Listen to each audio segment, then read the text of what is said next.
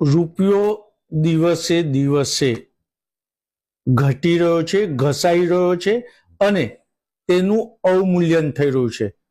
રૂપિયાનું પહેલું અવમૂલ્યન 1949માં થયું હતું ને ત્યારબાદ સરકારો બદલાતી ગઈ, સમય વીતતો ગયો અને રૂપિયો આજે સૌથી નીચા સ્તરે એટલે $1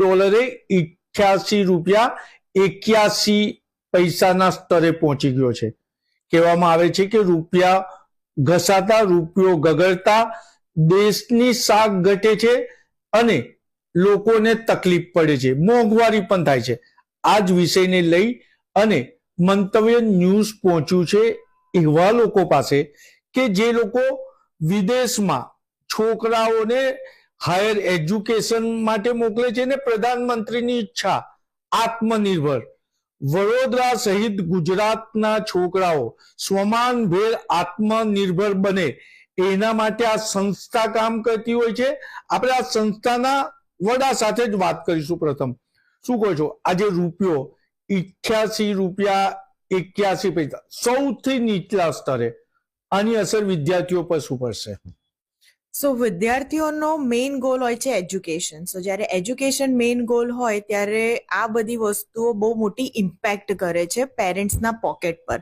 બીકોઝ જેટલો રૂપિયો નીચે જશે એટલું જ અહીંયા ડાયવર્ઝન વધશે અને એટલું જ વાસ્ટ ડિફરન્સ આવી જશે ઇન ધ કન્વર્ઝન રેટ્સ. એટલે જ્યારે સ્ટુડન્ટ ફીસ ભરે, ફોર એક્ઝામ્પલ કોઈ છોકરો $10,000 ભરતો હોય તો એમાં પર રૂપિયો અગર જો આટલો ગગડે તો એમાં ₹4 ડિફરન્સ આવે મિનિમમ, તો પણ એને બહુ મોટો ઇમ્પેક્ટ પડે અને ત્યારે આ બજેટ આખું ખરોવાઈ જાય. સો તમે ખરોવાઈ જાય મીન્સ અહીંયાથી તમે કોઈ 1,000-2,000ની વાત નથી કરતા. સ્ટુડન્ટ $40,000 $50,000 પાઉન્ડ્સમાં ફીસ ટ્રાન્સફર્સ કરતા હોય છે. And when this things happens તો સ્ટુડન્ટ્સ અને પેરેન્ટ્સ બંનેને એક વિચાર લાવવા પર મજબૂર કરે whether we want to go ahead કે અમે થોડું સ્ટોપ કરીએ. પણ આ બધી વસ્તુઓનો ઇમ્પેક્ટને અગર જો હું પોઝિટિવલી જોવા જાઉં તો એવું છે કે આ બધું જ એજ્યુકેશન ક્યાંક ને ક્યાંક પોતાના savings through majoritily education loan through થાય છે. સો જ્યારે લોન થ્રુ થાય છે ત્યારે લોનમાં આ બજેટ્સ થોડા અપ એન્ડ ડાઉન થાય but they manage getting into it. But when they reach there અને ત્યાં જઈને જ્યારે પાર્ટ ટાઈમ જોબ્સ કરે છે, અર્નિંગ કરે છે, ત્યારે આ વસ્તુઓમાં જે પૈસા કમાય છે એ બી થોડા એલિવેટેડ જ કમાય છે. સો ફોર એક્ઝામ્પલ આજે અગર જો મેં $1,000 અહીંયા મોકલ્યા, $1,000 ઇન્ડિયા મોકલ્યા, તો પહેલા હું કદાચ 70,000 મોકલતી તો એના અત્યારે 88,000 થઈ જાય. સો એવી રીતે મૂલ્યાંકન કરવા જઈએ તો પેલું ડોલર જ્યારે રેઝ થાય છે, it is also giving a positive impact on the earning of the students once they reach there.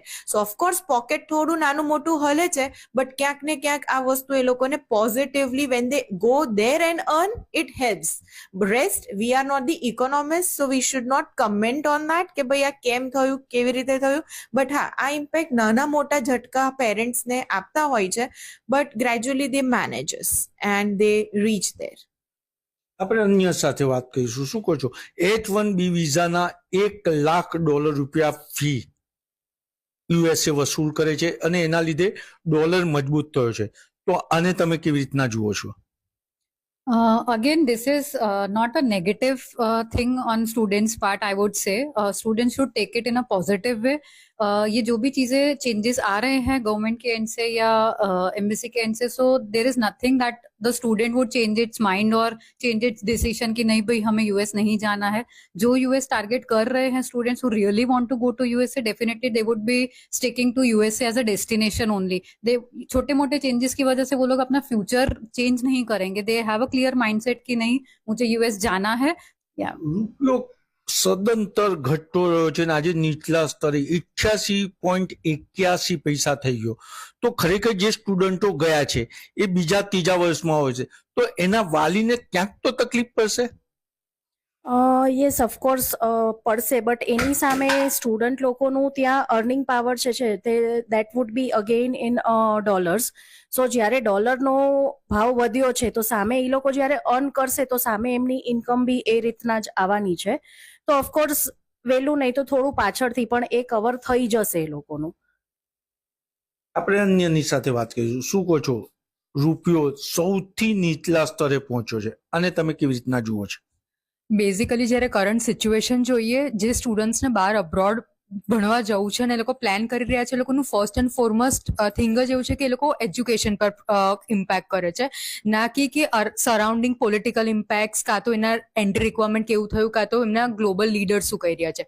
જે છોકરાઓને ભણવા જવું છે એ લોકો આજની તારીખમાં બી યુનિવર્સિટીનું પોતાનું રેન્કિંગ કેવું છે, એજ્યુકેશનની ક્વોલિટી કેવી છે, સામે એ લોકોને ROI કેવી રીતના મળે છે, અને ટેકનિકલી અત્યારે જોવા જાવ તો આ બધી સિચ્યુએશનમાં સ્ટુડન્ટ્સને એ વસ્તુ મળી જ રહી છે, બીકોઝ એમનો મેઇન ફોકસ એજ્યુકેશન છે, ના કે જે કરંટ ફ્લક્ચ્યુએટિંગ સિચ્યુએશન છે જે ટેમ્પરરી છે. ઓફકોર્સ એ કદાચ આજે સિચ્યુએશન આવી છે, કદાચ 2-4 મહિનામાં કાં તો એકાદ મહિનામાં એ વસ્તુ ચેન્જ બી થઈ જશે, કારણ બીકોઝ આ ટેમ્પરરી વસ્તુઓ કોઈ દિવસ સ્ટેગ્નન્ટ નથી રહેવાની, ને એના લીધે સ્ટુડન્ટના જે પોઈન્ટ્સ અને જે એમનું એજ્યુકેશન માટેની જે એક ધગસ છે કે એમને જ્યાં બહાર જવું જ છે અને લાઈફ પોતાની એક સારી કરવી જ છે, તો એ સિચ્યુએશન પર સ્ટુડન્ટ્સ કોમ્પ્રોમાઇઝ નથી કરતા.